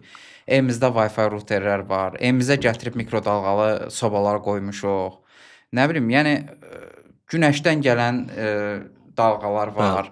Peyçlərdən gələn dalğalar var. Yəni biz dalğanın içində görürük, eşidirik. Bəli. Yaşayırıq. Yəni bu həyatımızın bir parçasıdır. Bunu həyatımızdan çıxarmağımız demək olar ki, mümkünsüzdür. Mümkünsüzdür. Yəni Kim istəyər internetsiz bir sən istəsən də eləyə bilmirsən. artıq Yəni, istəsə qonşun də var, eləmək amma- mümkün deyil. Qonşum gətirib ora bir dənə böyük ruter qoyacaq. Bəli. Ona görə yəni o komfortdur bizim üçün. Okey, O Ögün. komfort. Məncə bu bura qədər aydındır və kifayət qədər izah elədi. Mən istəyirəm biraz sənin apardığın təcrübələr barəsində danışaq. Son olaraq görmüşdüm ki, kosmik stansiyanı əlaqə yaratmışdın. Bəli. Bu bir həvəskar olaraq, tam Bəli. olaraq yəni həvəskar deməyim, lisenziyalı həvəskar olaraq, radio Onda da həvəskar Elə olaraq. desək daha şey Hə. olur, cəlb edici olur. Nədir bu? Yəni kosmik stansiyana durduğun yerdə niyə əlaqə yaratdın ki? Bəli. Ümumiyyətlə radio həvəskarlar radio texnologiyalarının inkişafında çox ciddi rol oynayır. Bayaq dediyim məsələ. Yəni radio Bəli. həvəskar nə qədər bir ölkədə çoxdursa, orada texnologiya sürətli inkişaf edə bilər. Bəli. Və biz bu spektr ki dedik bayaqdan X-ray'ə çatmırıq. X-ray'ə qədər olan bütün diapazonda, X-ray'ə qədər ultrabənövşəyi işıq Görünə bilənə? görünə visible bilənə oraya. qədər, bəli, qədər SHF-də dediyim bayaq saydığımız kimi LF-dən SHF-ə qədər olan radio spektrində beynəlxalq band plan var. Tezliklər planı. Bəli. Azərbaycanın da milli tezliklər cədvəli var. O da beynəlxalq standartlara uyğundur. Hətta bununla bağlı qurumumuz var, radio tezliklər. Bəli, Dövlət Radio Tezliklər İdarəsi var, daha sonra Rəqəmsal İnkişaf Nazirliyində Spektra Nəzarət Şöbəsi var və s. Onlar buna nəzarət edirlər Azərbaycanda. Və radio həvəskarları bu tezlik zolaqlarının hər birində bizim lisenziya ki dedim verirlər. O Bəli. lisenziyada hamısı görünür. Deyir ki, bax sənə icazə verilir bu tezlikdən bu tezliyə. Çıxış gücü bu. Emissiya növü, yəni şüalanma sinifi filan. Daha sonra gəlir başqa tezlik. Bizim üçün ayrılmış, məsələn, deyək ki, 88 MHz-dən 108 MHz-ə qədər dedik, broadcasting üçün ayrılır. O bölgədə, VHF bandında bizim üçün də ayrılıb 144 MHz-dən 146 MHz-ə qədər. Oradan biz ondan kənarda fəaliyyət göstərmirik, başqaları da orada fəaliyyət göstərmir. Fəaliyyət göstərmək qanun pozuntusudur artıq orada. Biz kənara çıxsaq və ya başqaları ora girsə. Yəni sizə o tezlik UHF verirlər. diapazonuna gəlsə, UHF diapazonunda biz ayrılıb 430 MHz-dən 440 MHz-ə qədər. Bu arada biz fəaliyyət göstəririk və öz tədqiqatlarımızı, təcrübələrimizi orada apara bilirik. Üzü yuxarı gəlir GHz-lər, hamısından istifadə edirik. Gəldik peyk məsələsinə. Daha doğrusu peykdən qabaq bir dənə bu HF-lə bağlı deyim. HF rabitəsi, HF diapazonu, orada yayılan, yəni o hansı diapazon idi? 1 MHz-dən 30 MHz-ə qədər. High frequency-də. Bəli. 1 MHz-dən 30 MHz-ə qədər olan bu radio dalğalarının maraqlı bir xüsusiyyəti var. Bu radio dalğaları yerin ionosfer təbəqəsindən əks oluna bilir. Əks olunur. Bəli, əks olunur. Hara əks olunur? Yerə əks olunur. Elə bil ki, ionosfer qatı bizim üçün bir güzgüdür yuxarıda. Amma bu da günəşin aktivliyindən, yerin maqnit sahəsindən, günün saatından asılı olaraq dəyişir. Ona görə biz 1 MHz-dən 30 MHz-ə qədər günün müxtəlif saatlarında fərqli tezliklərdən istifadə edirik. Məsəl üçün, günüz saatlarında 14 MHz-də olan radio siqnalları ionosfer qatından əks olunur. Bu dalğalar deyək kosmosdan gələn dalğalar əks elətdirir yerə. Yox, biz göndəririk həvəskar olaq. Mən evimdə qoşuram vericimi, mikrofonu tuturam, danışıram, antenim baxır kosmosa, ionosferə doğru, yerin, yəni kosmos istiqamətində. İonosfer Amma ionosferi keçib getmir o siqnal. Harasa əks elətdirir onu? Yerə əks elətdirir. Yerə əks elətdirir. Bəli. Uzaq məsafə rabitəsidir bu. Mən evdə otururam. Ola bilər ki, indi sənə Sən fantastik onda gələ bilər. ionosferi bir qəbul edici kimi istifadə Peyk edirsən. kimi istifadə edirəm. Peykin məqsədi nədir? Əks etmək deyil, həmən şeydir. Və peyklər olmayan dövrdə, mən bunu istəyirəm ki, peyklərə yavaş-yavaş keçid eləyək. Peyklər olmayan vaxtda, bugün siz Amerika ilə necə rabitə qurursunuz? Peyk vasitəsilə, peyklər vasitəsilə, məsələn, ya da başqa ölkələrlə, peyklər vasitəsilə. Bunun alternativi yox idimi? Var idi. Peyklər yox idi, istifadə olunmurdu. İonosfer var idi. İonosfer var idi və var. Bu təbii bizim peykimiz də onda. Bəli, təbii bir peykdir. Və təsəvvürlə, mən videolar var, özün inanmasan, yəni YouTube-dan girib baxarsan, ya digər platformalarda paylaşmışam. Yerləşdirəcəm linki. Oradan baxın, mənim videolarım var. Görəcəksiniz, videoların birində Omanla danışıram. Videonun birində görəcəksiniz Qətərlə danışıram, birində İtaliya ilə danışıram, birində Amerika ilə danışıram, Rusiya ilə danışıram. Dünyanın bütün ölkələri, Yaponiya ilə danışıram. İonosferin hesabına Xırdalanda mən oturub, yerimi də dedim, Xırdalanda oturub, antenimi, vericimi qoşuram, mikrofonu götürüb danışıram, anında heç bir gecikmə olmadan. Və bu peykə bağlamadan eləyirsən. Peyksiz, birbaşa olaraq signalı göndərəm ionosferə, oradan əks olunur, gedir çatır Avropaya. Günün saatından asılı olaraq dəyişir. Gecəyə doğru, məsələn, bəzi tezliklər, tutaq ki, daha sındırma bucağı var, ionosfer bəzi saatlarda daha iti sındırır, yaxın məsafələrə düşür. Getdikcə daha uzağa sındırır və mən buradan göndərdiyim şu an radio dalğa gedir, məsələn, Amerikaya, bu tərəfdən Yaponiyaya doğru gedib çata bilir radio dalğalar və bu şəkildə radiohəvəskarlar zaten 100 ilə yaxındır ki, bunu istifadə edirlər. Hətta internet yox idi. Kompüter yox idi. Kompüterlər təzə çıxan vaxtlar deyək. Amma internet olmayan vaxtlar oldu. İnternet olmayan vaxtlarda belə radiohəvəskarlar bir-biri ilə bu vasitə ilə qlobal miqyasda rabitə keçirirdilər. Bir-birinə şəkillər göndərə bilirdilər. Məsələn, SSTV deyilən bir texnologiya var. Öz aranızda necə danışırsınız? Oradan ionosferlə bir dənə şəkil göndər gəlsin. Biz də yəni WhatsApp-da da göndəririk. O maraqlı sualdır əslində. Spektrdə və bizim özümüzün məsələn 14 MHz-dən 135 MHz-ə qədər olan aralıqda bölünüb deyirik ki, məsələn, bura rəqəmsal rabitə üçündür, bura SSTV üçündür. Yəni sən SSTV ilə şəkil göndərmək istəyirsənsə, gedib o tezlikdə göndərirsən, çalışırsan. Başqa yerdə də göndərsən, sən heç deməyəcəklər, amma ənənəvi olaraq oradan istifadə edirik. SSTV deyilən bir şey var, Slow Scan Television. Deməli, Apollo missiyalarında ayın şəkillərini SSTV texnologiyasından yerə göndəriblər. Bundan da bağlı mənim videolarım var. Və elə hal-hazırda da maraqlı bir faktdır. Hal-hazırda da 2-ci Dünya müharibəsinin bitməsi münasibəti ilə, qələbə günü münasibəti ilə mayın 5-dən mayın 12-sinə qədər Beynəlxalq Kosmik Stansiyadan bu tədbir çərçivəsində davamlı olaraq yerə SSTV siqnalları göndərilir. Slow Scan Television siqnalları göndərilir. Sən onu tuta bilsən, tuturam da, tutmuşam da. Mənim hardasa bir 7-8 dənə diplomum var bununla əlaqəli olaraq. Mən həvəskarım. Xüsusilə SSTV mənim ən sevdiyim bir protokoldur.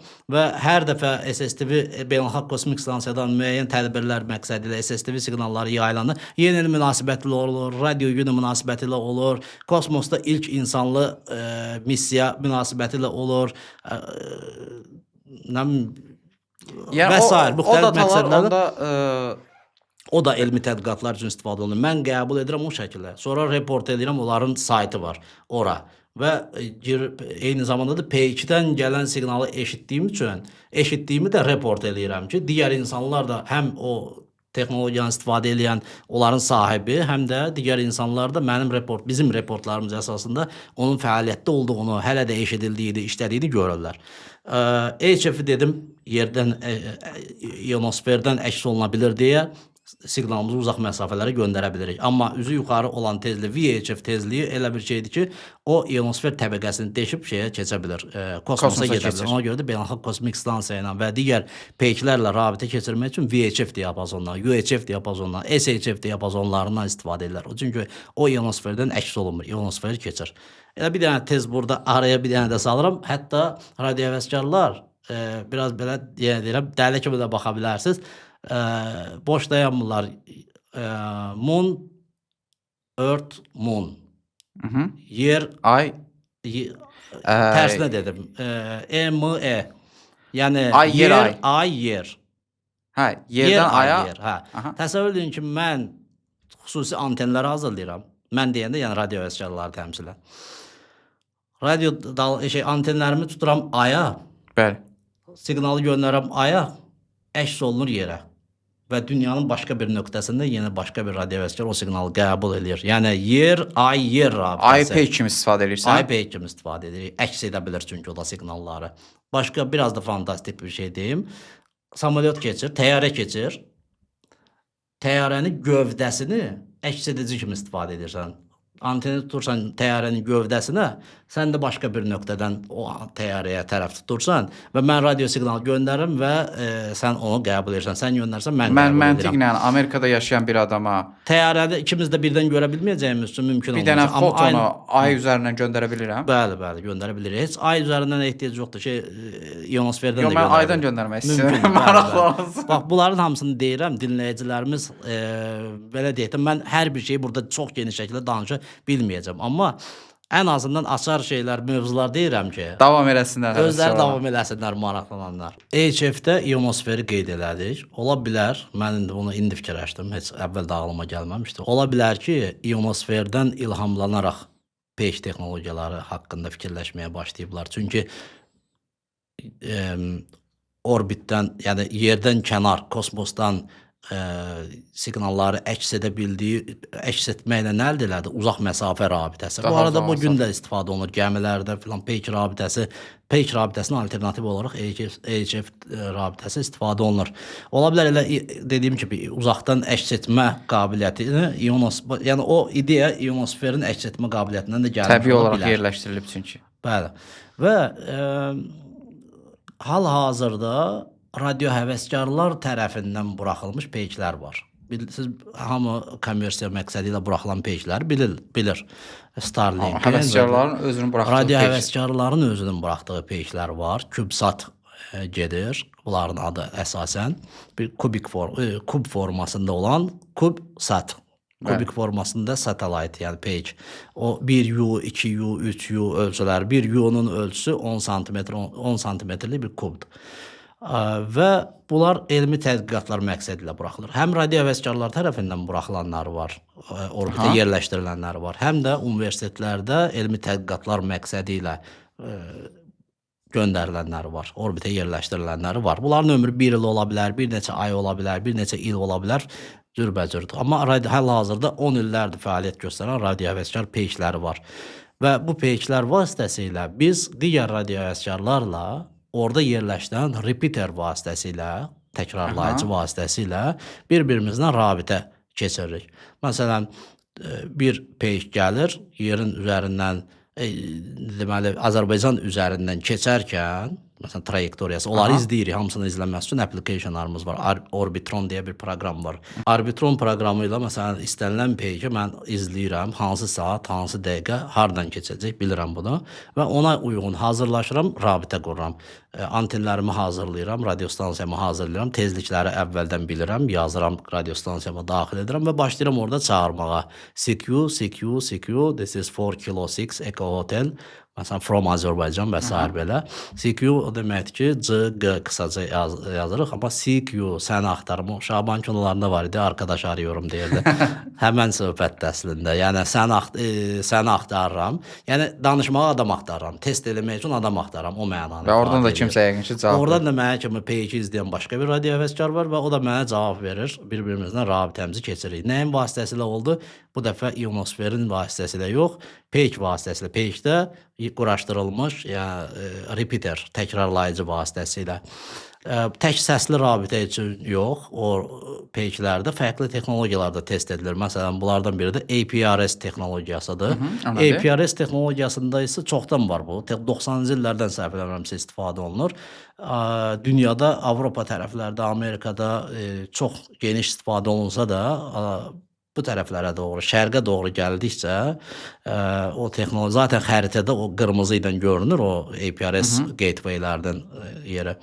Şərqə doğru gəldikcə seyrəlir, bir yerdə itir. Sonra biraz da şərqə gedəndə məlum tərəflərə yüksəlir yenidən. Çin, Yaponiya tərəflərə gedəndə. APRS isə səsli yox, digital olaraq bir-birinə məlumat göndərmək üçün istifadə olunan bir texnologiyadır və Azərbaycanda bir neçə dəfə əvvəl cəhdlər olub. Yəni foto transferi falan nəzərdə tutulur. Foto transferi yox, yazı, məkan, e-mail göndərmək üçün. Məsələn, mən getmişəm hal-hazırda. Mən Xırdalanda iGate quraşdırmışam öz evimdə. Xırdalanda birazdan kosmik stansiya falan quraşdırırsan. Bu gedişlə. Orada hal-hazırda iGate fəaliyyət göstərir. Bizim radiovesikar diapazonda iGate açıqlaması internet gate, internetə çıxan qapı mənasındadır. Yəni radionun internetə qovuşduğu nöqtədir. Digipiter var eyni zamanda orada Digipiter var. Eyni zamanda beacon var, mayak. Mənim o vericim oradan hər 15 dəqiqədən bir beacon siqnalı, yəni mayak siqnalı göndərir ki, mən sizi dinləyirəm, kim istəyir siqnal göndərsin bura. Eyni zamanda da internetə çıxış təmin edir. Mən bunun vasitəsilə nə edə bilərəm? Gedirəm, məsələn, mənim evimə birbaşa radio siqnalının çata bildiyi nöqtələr var. Orada mənim internetim olmasa belə, radiom varsa ki, çantamda da gəzdirəm, həmişə radiom olur. Radio vasitəsilə o tezlikdə telefona qoşuram, səs qulaqlıq yerindən. Oradan öz məkanıma mesaj və ya məkan və ya ikisini də göndərirəm radio siqnalı ilə. O gəlir mənim evimdəki radio qəbul edici, onun vasitəsilə çıxır internetə. Sən evində olan o avadanlıq məkanı göndərməyə imkan verir də. Qəbul edib internetə çıxardır. Qəbul edib sonra çıxardır. Sən məsələn şəhərdəsən, internetin var, e-mailinə davamlı olaraq kontrol edirsən. Mən isə getmişəm dağın başındayam. Oradan mənim evimə birbaşa rabitə var, amma məsələn baza stansiya yoxdur, mobil şəbəkə yoxdur. Və ya elə radio stansiyalar var ki, onların özünün daxili APRS sistemi olur. O, hər kəsə açıq bir sistemdir. Open source kimi bir şeydir də. Və oradan mən mail yazıram, radiom vasitəsilə mail yazıram, göndərirəm. Mənim qəbul edicim onu qəbul edir. Mail servisi göstərən xidmətlər var, təmənnasız. O, mənim mesajımı, radio ilə gələn mesajımı qəbul edir. Sənə internetlə maili göndərir. Mən belə başa düşdüm ki, ölkədə işıqlar sönsə, internet kəsilsə, çox vacib bir məqamat. Aradan çıxa bilərsiniz. Rahat, yəni. Həm də radio həvəskarlar o qiyamətə hazırlaşır deyə bilərik. Biz davamlı olaraq hazırlaşmışıq. Zaten o videonun başlığında belə qoya bilər. Yəni xırdalanan kosmik əlaqə falan. Ola bilər. Çünki əlaqən də var. Onu da edirəm, bəli. Çünki bilirsiniz, kinolarda da görsən, o tipli kinolara da baxsan görərsən ki, rabitə üçün bunlar həmişə radiodan istifadə edirlər. O tipli kinolarda da göstərirlər. Yəni bu nəyə görə? Çünki burada müstəqilsən, azadsan. Sən heç bir vericidən, heç bir təkrarlayıcıdan asılı deyilsən. Və qayıdıram peyk məsələsinə, o radio həvəskarların orbitə buraxdığı peyklər də elmi tədqiqatlar radio həvəskarlar arasında sınaqlar üçün istifadə olunur. O cümlədən bütün dünyanın sülh içində, bütün dünya ölkələrinin, bir çox dünya ölkələrinin, böyük dünya ölkələrinin sülh şəraitində yaşadığı bir məkan var, beynəlxalq kosmik stansiya. Orada Rusiya kosmonavtları da var, Kanada kosmonavtları var, Yapon kosmonavtları da var. Yadıma gələn bulardır. Bu yaxınlarda Türk kosmonavt da bir həftəlik getdi gəldi. Alper Gezər Avcı. Beynəlxalq kosmik stansiyada radio həvəskar təkrarlayıcı var. Nədir o? Sırf radio həvəskarlar üçün quraşdırılmış radio repeater, təkrarlayıcı bildiyin repeaterdir. Mən göndərəm, crossband repeater deyirlər buna. VHF diapazonunda gələn siqnalı qəbul edir. UHF-də göndərir. Mən də radiostansiyamı götürürəm, quraşdırıram, antenimi tuturam Beynəlxalq Kosmik Stansiyaya. Beynəlxalq Kosmik Stansiyanın periodu 90 dəqiqədir. Yəni 90 dəqiqə ərzində yer kürəsini bir dəfə dövr eləyir. Bu o deməkdir ki, yer kürəsini bir sutkada 16 dəfə dövr eləyir. Bu da hər dəfə eyni trayektoriya ilə getmir. Davamlı olaraq dəyişir. Yerin bütün nöqtələrini tutmalısan onu yəqin ki. Əvvəlcədən mən proqnozlara baxıram. Bilirəm ki, filan saatda Azərbaycanın üzərindən keçəcək ya da Azərbaycana yaxın bir zonada. Azərbaycan üzərindən keçəcək bu o demək deyil ki, sadəcə Azərbaycanı görəcək. Yəni Azərbaycanın üzərindən keçmək odur ki, onun əhatə dairəsində Azərbaycan da var. Eyni zamanda İran, Türkiyə, Rusiya, bəli, o region ölkələri, Gürcüstan və s. o əhatə dairəsinə düşür. Bu o deməkdir ki, oradakı təkrarlayıcı repeater vasitəsilə mən bu ölkələrdən istənilən biri ilə rabitə keçirə bilərəm. Digər radio həvəskarlarla. Mikrofonumu götürürəm, radiomu götürürəm və Beynəlxalq Kosmik Stansiya oradan keçəndə yenə bayaqki kimi çağırmağa başlayıram.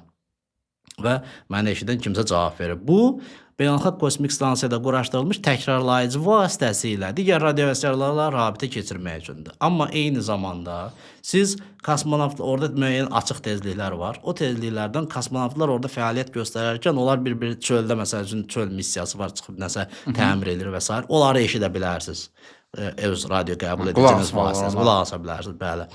Daha sonra qapalı olmayan kanallar, açıq kanallar var, qapalı kanallar var.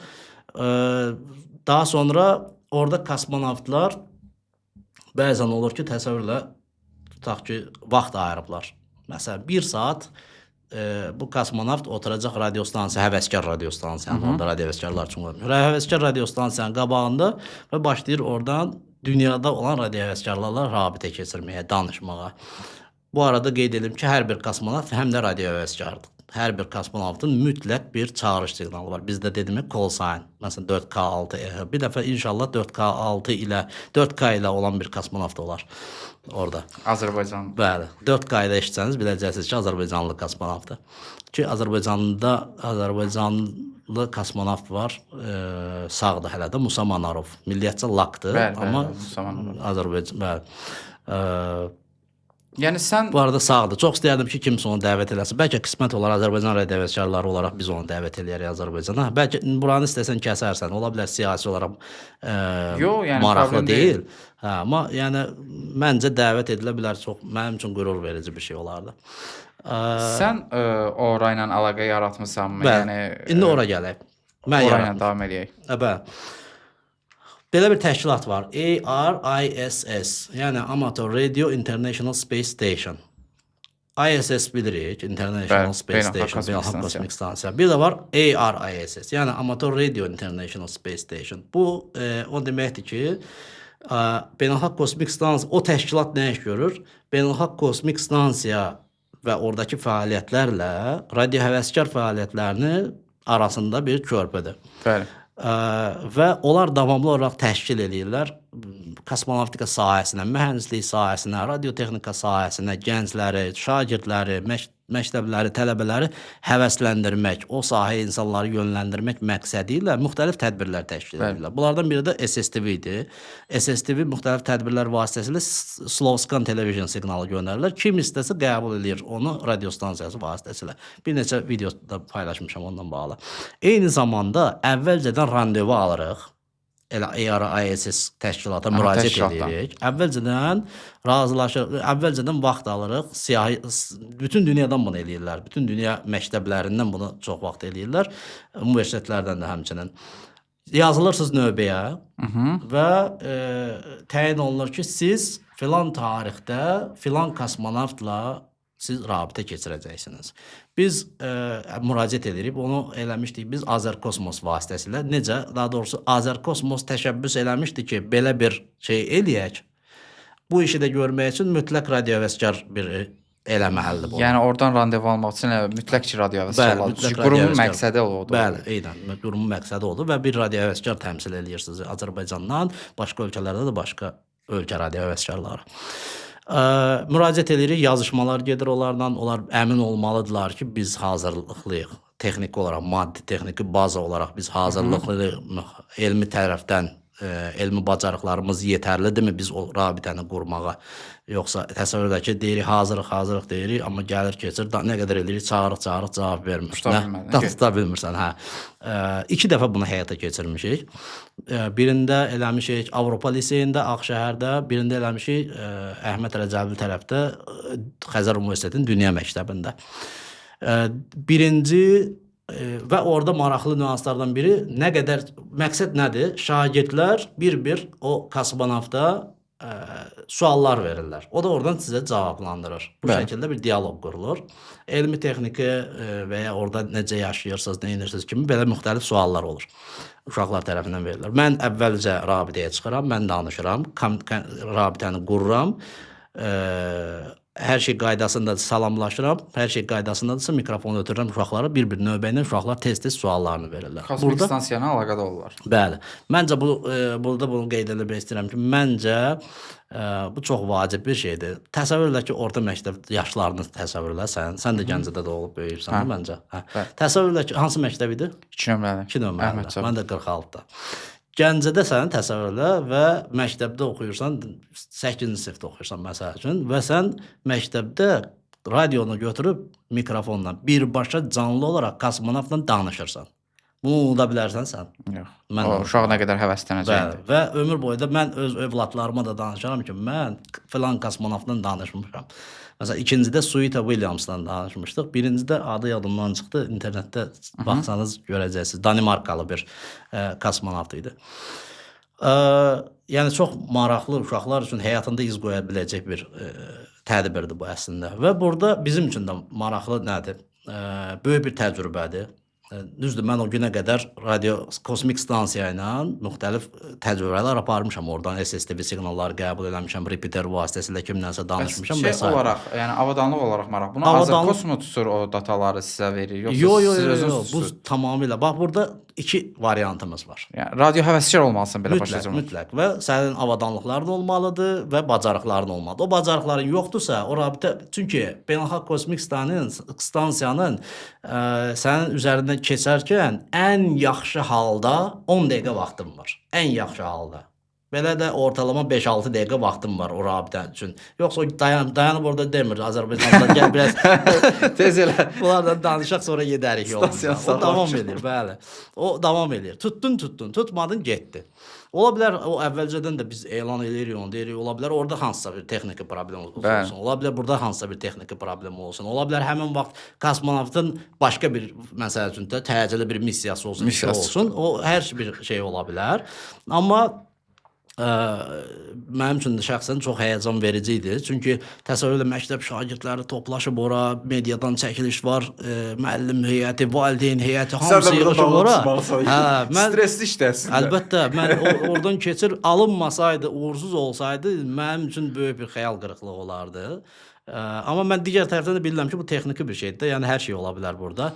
Birincidə dəqiq yadımda deyil, 10 civarı sual çatdırdıq. Orada belə deyək, nə qədər yaxşı olduğunu göstərən odur ki, neçə sual verib cavab aldın. Yəni, ölçü vahidi deyə. Ölçü vahidi deyə yoxdur. Neçə sual verib, neçə cavab ala bildin. Birincidə 10 civarı bir idi sual biz çatdıra bildik. İkincidə birincidən qazandığımız təcrübə əsasında çox qəşəng alındı, yüksək səviyyədə. Onun YouTube videosunu, YouTube'da məndə var, daha doğrusu Azərbaycan Radio Vəskarlar Cəmiyyətinin YouTube kanalı var. Oradan baxa bilərsiniz. Başdan sona qədər Azərkosmosun əməkdaşı orada kosmosla bağlı məlumatlar verir.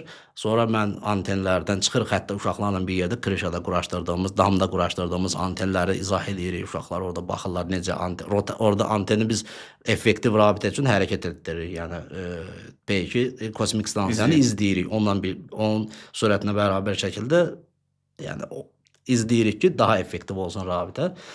17 sual çatdırdıq təxminən. 20 sual idi səhv eləmirəmsə. Bunu 17-sini çatdırdıq biz. Bu çox yaxşı bir göstərici. Böyük rəqəmdir.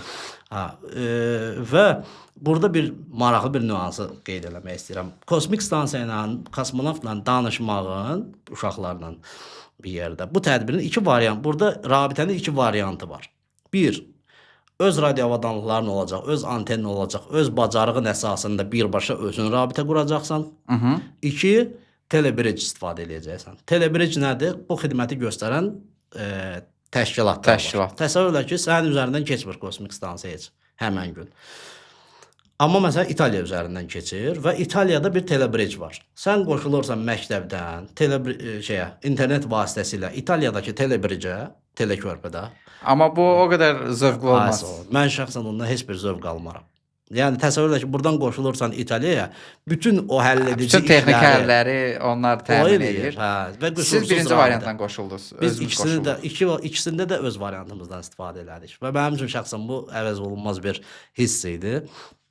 Ki bunu özümüz bacardıq. Özü də çox gözəl şəkildə bacardıq. İkisində də qüsursuz, ikincidə lap əla oldu. İndi videolara baxa bilərsiniz özünüz. Və bunu davamlı olaraq eləmək mümkündür. Yəni dünyada bir digər ölkələrdə də, məktəblərdə davamlı olaraq bunu təşkil edirlər. Kosmonavtlarla şagirdlər arasında körpü yaradırlar ki, bu elmi texniki sahəyə marağı oyatmaq üçün. Okay Elgin, belə bir termin var, anlayış var. Elektromaqnit çirklilik. Yəni bunu biraz aydınlaşdırmaq istəyirəm. Burada nə nəzərdə tutulur tam olaraq? Çox vacib və ağrılı mövzulardan biridir. Elektromaqnit çirklilik elektromaqnit dalğaların istifadə etdiyiniz cihazlara başqa elektromaqnit dalğalarının təsiri, mənfi təsiri. Elektromaqnit çirklilik dediyimiz əslində budur. Yəni məsələn, sənin sən mikrofonda danışırsan, amma sonra sən məsələn fasilədə dinləyirdin ki, görüm səs necədir. Amma sən səsi dinləyərkən orada başqa nə ola bilərdi? Məsəl üçün səs gələ bilərdi. Bu elektromaqnit çirklilik deməkdir. Məsələn, nə hardan qaynaqlana bilər? Bu təbiətin çirkləndirilməsi falan deyil. Xeyr. Təbiətin öz küyü var, bəli. Kosmik elektromaqnit dalğaları var, amma o elə bir şey deyil. Bu terminlə ifadə olunmur. Bəli. İstisna hallarda günəş fırtınalarında filan o cihazlara təsiri var, düzdür. Amma o nadir halda olan bir şeydir. Amma insanların özlərinin yaratdığı ciddi bir elektromaqnit çirklilik var. Bir də işıq çirkliliyi anlayışı da var. O daha çox teleskopla müşahidə edənlər üçün olan bir termindir. Amma bizdə elektromaqnit çirklilik, biz deyəndə yəni radioəvəzkarlıqdan getmir burada. Sənin mikrofonunda da bu ola bilər. Bu hardan qaynaqlana bilər? Məsələn, orada kondisioner işləyir və kondisionerin asinxron mühərriki var ya da inverter mühərriki var. O inverter mühərriki işləyərkən ətrafa elektromaqnit dalğaları yayır. O yayılan dalğalar da sənin mikrofonunun kabeli tərəfindən qəbul olunur və düşür kompüterin yaddaşına. Eşidirsən orada zı ya da başqa bir formada o səsi eşitməyə başlayırsan. Bir çox insanın bu elektromaqnit çirklilikdən ümumiyyətlə xəbəri yoxdur. Bunu daha çox mühəndislər görür. Xüsusilə də biz radioəvəzkar olaraq onları çox yaxşı görürük. Məsələn, bax, qonşu otağının, hansısa otağın ayaq yolunun işığını yandıranda mən onu evdə hiss eləyirəm. Niyə? Evdə o qədər avadan qurmuşsan, hiss eləyəsən. Radiostansiyanı qoşuram və efirdəyim. Məsəl üçün Avropa ilə danışıram efirdə. İşığı söndür, danışa bilmirəm. Bir də görsən ki, efirdə onsuz da bizdə küy deyilən bir şey var, noise. O danışanın səsi ilə bir yerdə küy müşahidə olunur. Background noise. Bəli. Bir mərhələdə görsən ki, səs gəlməyə başlayır. Yəni, danışan adamın səsi küyün altında qalır. Küy səviyyəsi o qədər yuxarı qalxır ki, danışan adamın səsini eşitmirsən artıq. Və bilirsən ki, bu təbii küy deyil. Elektromaqnit çirklənmədir. Qonşulardan gələn küydür. Bizdə də şükür Allah, binalar da yaxın-yaxına nə qədər mənzil var və orada qonşu, məsələn, hansısa otağın işığını yandıranda oradan gəlir. Deyə bilərsən ki, işığın nə dəxli var söhbətə. Yəni, işığı yandıranda niyə gəldi? Mən niyə işığı misal çəkdim? Çünki hal-hazırda mən deyim ki, Azərbaycanda ən çox elektromaqnit çirklilik. Mən bunu öz təcrübəm əsasən deyirəm, səhv də demiş ola bilərəm. Yəni, amma öz təcrübəm əsasən vurğulayıram bunu. Ən çox parazit mənbələri, küy mənbələri, yəni işıqdadır. Çirklilik yaradan LED işıqların özü yox. LED işıqların qida bloklarıdır. Reklam küçələrdə, məsələn, məndə maşında da radiostansiya var. Küçə işıqları, küçə reklamları və s. Yolla gedirəm mən, radio ayarlayıram, yol boyu dəyişdirəm. Birincisi S-metr var, məndə siqnalın səviyyəsini göstərir. Baxıram ki, şəhərdən qırağa çıxdıqca S metr düşür aşağı, tərtəmiz hər şey qaydasındadır. Hər bir radiovəskar istəyir ki, dağın başında tək yaşadığı bir evi Amma olsun. şəhər içində o 100% Hə, şəhər içində bir də baxsan ki, bir yerdən keçirsən səslər gəlməyə başlayır dinamikdən. Və yaxud da ki, eşidilmir, amma bilirsən ki, var siqnal metr göstərir orada. Danışan adamın səsi zəif siqnal gələndə mən onu eşidə bilmirəm. Bunu biz çox aydın şəkildə hiss edirik. Bu elektromaqnit çirkliliyi biz aydın şəkildə hiss edirik. Və mən evdə istifadə etdiyim qida bloklarına baxsam, mən bütün otaqların işıqlarını xüsusi olaraq seçirəm. Digər radiovəskarlara da aiddir bu. Təsəvvür edək ki, öz evimin içindən parazit ola bilər. Qoşuram radiostansiyanı, dinləyirəm, efiri dinləyirəm.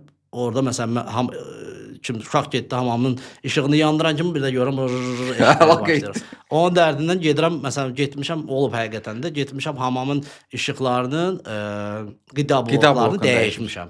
Axtarıb yaxşısını tapıb, bahalısını tapıb alıb qoymuşam, küy verməsin. Amma qonşununkini də gedib dəyişənmirsən axı. O biraz hansından gəlir, o Allah bilir.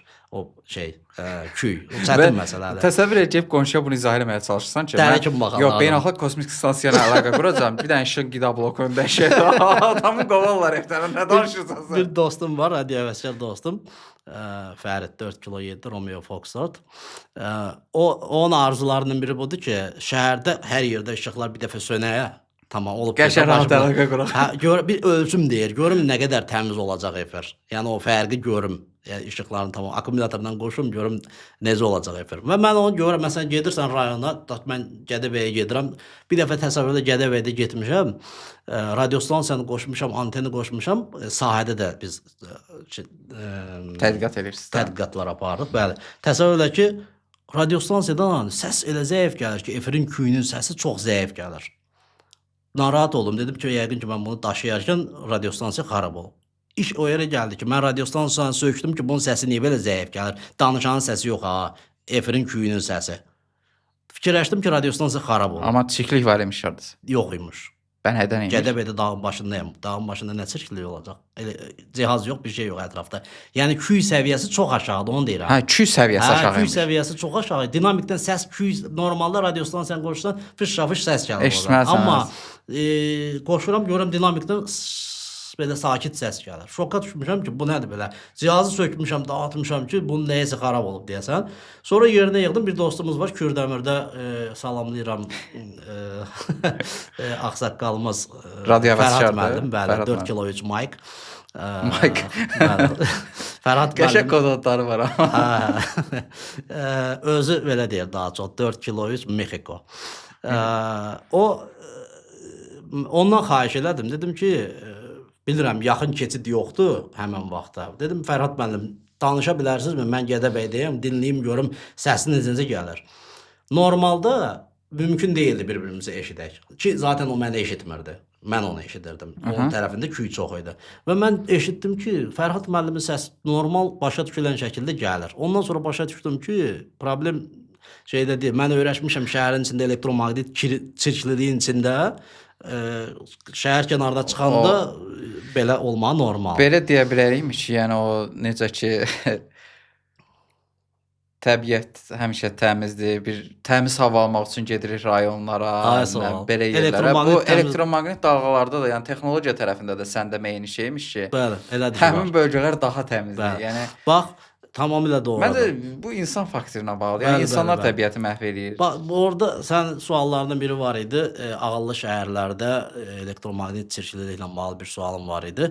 Ağıllı şəhər çoxlu cihaz deməkdir. Hər cihaz ətrafa elektromaqnit dalğaları yayır. Sənin kameranda yayır, o da yayır, bu da yayır. Amma bunun bir standartı var. Necə insan sağlamlığına standartlardan danışdıq, onun da bir standartı var. MI standartı, elektromaqnit interferensiya, elektromaqnit interferensiya hədləri var. Yəni, ümumiyyətlə mühəndislikdə belə bir anlayış var. Elə cihaz düzəltməlisən ki, ətrafa elektromaqnit interferensiya yaymasın. Eyni zamanda elə cihaz düzəltməlisən ki, interferensiyalardan da təsirlənməsin. İki tərəfli. Amma bugün ölkəyə idxal olunan bir çox cihaz, ucuz qida blokları, ucuz LED spotlar, işıqlar və ya ucuz telefon adapterləri. Bunlar hamısı ətrafa elektromagnetik. Bu arada mən bundan da bağlı bir videom var. TikTokda deyəsən paylaşmışam. Yerləşdirəcəm bütün videoları istifadə Bu o edəcəm. elektromagnetik interferensiya mən biraz danışdım, özümdən danışdım ki, mənə təsir edir. Mənə təsir eləmir ha. Sizin sistemlərə də Wi-Fi şəbəkəsinin zəifləməyi, deyirsən Wi-Fi yaxşı tutmur. Səbəbi çox ola bilər. Elektromagnetik interferensiya ola bilər ətrafdan. Mobil şəbəkə siz bilirsiniz, bəs Dövlət Radiotezlər İdarəsinin əməkdaşları bunu da ölçürlər. Monitorinqini aparır. Monitorinqini aparırlar. Bəli, məsəl üçün bazı mobil şəbəkə yaxşı tutmur. Avadanlığı quraşdırıblar hər şey qaydasında. Daha doğrusu sistem işləyir, amma nədirsə rabitə düzgün şəkildə qurulmur. Niyə? Sən demə qıraqda bir generator işləyir ya da nə bilim kimsə nəsə bir hansısa bir qeyri-standart cihaz qoşub, ondan qaynaqlanan interferensiyalar olur. O bütün cihazların işinə təsir göstərir. Ağıllı şəhərlərdə də yaxşı cihazlardan istifadə eləsələr, Çirkli cihazlardan istifadə eləsələr, çirklilik səviyyəsi standarta uyğun olacaq. Amma ucuz və keyfiyyətsiz cihazlardan istifadə olunsa, o elektromagnetik çirklilik ətrafı bürüyəcək. Təşəkkür eləmək üçün məncə kifayət Çox sağ qədər ol. aydın informasiya çatdırdıq və izləyicilər üçün də maraqlı oldu və hətta bu yayımı bir neçə saat da davam eləmək olardı. Danışılacaq çox mövzu, hətta suallarımı çoxunu verə bilmədim, amma hələlik burada dayandıraq və ümid edirəm ki, növbəti dəfələrdə də bizim qonağımız olarsan. Təşəkkür edirəm gəldiyin Çox üçün. sağ ol. Azerselin ekskluziv təqdimatında izlədiniz. Davamlı olun. Bir bit söhbətdə maraqlı buraxılışlarımız olacaq. Hələlik. Olarsan. Təşəkkür edirəm gəldiyin Çox sağ üçün. ol. Azerselin ekskluziv təqdimatı